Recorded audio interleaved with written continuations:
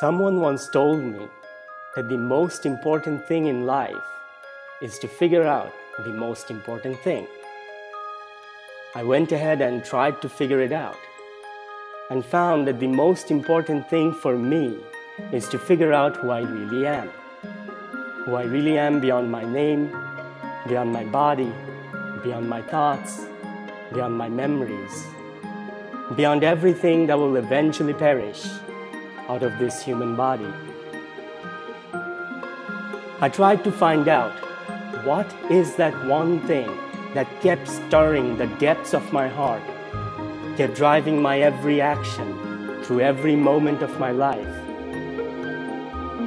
What is that intelligence that regulates my heartbeat, my sleep cycle as the sun goes up or down? What is that intelligence that is at the depth of my being and it is at the depth of your being? That is the same as the force that keeps the sun and the moon in orbit. What is that intelligence that is within you and within me and within every known and unknown body? What is that force of life that has been growing and growing and growing in ever-increasing complexity from the beginning of time all the way up to today, here, now, in this moment, where you are somewhere across space and time, and we're reaching out, we're connecting. Even if I may have never seen you, never heard your voice, yet somehow, over some other reality that is not fully physical, that is not fully three-dimensional, that is not bound by time or space, we're together. As you're listening to this, my mind is merging with your mind, and we together are giving birth to entirely new possibilities.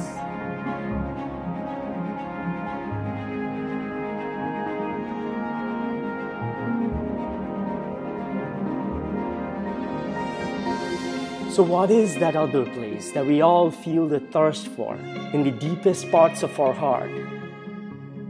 What is that other place that is our natural inheritance as the ever-evolving intelligence that is you and me? What is that other place where we are finally free, where you are me, and we are all one in one unity, not metaphorically, but very literally, where we are one mind beyond all duality?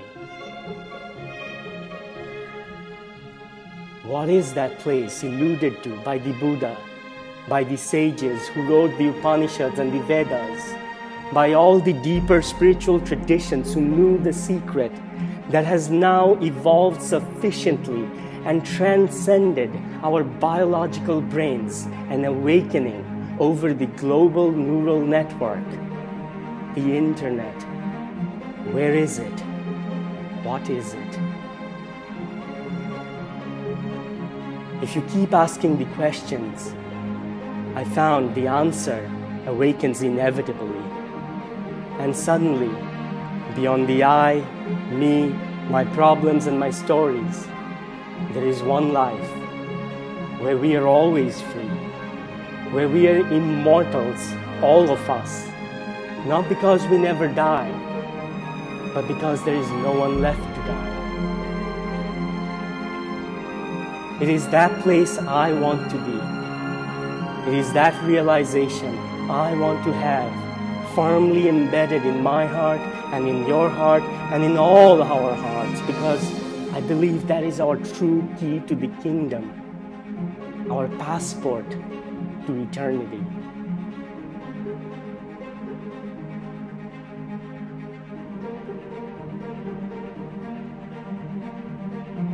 So sometimes when I'm lonely or bored or anxious, I remind myself that beyond my conditioned disbelief, there is one life waiting for me.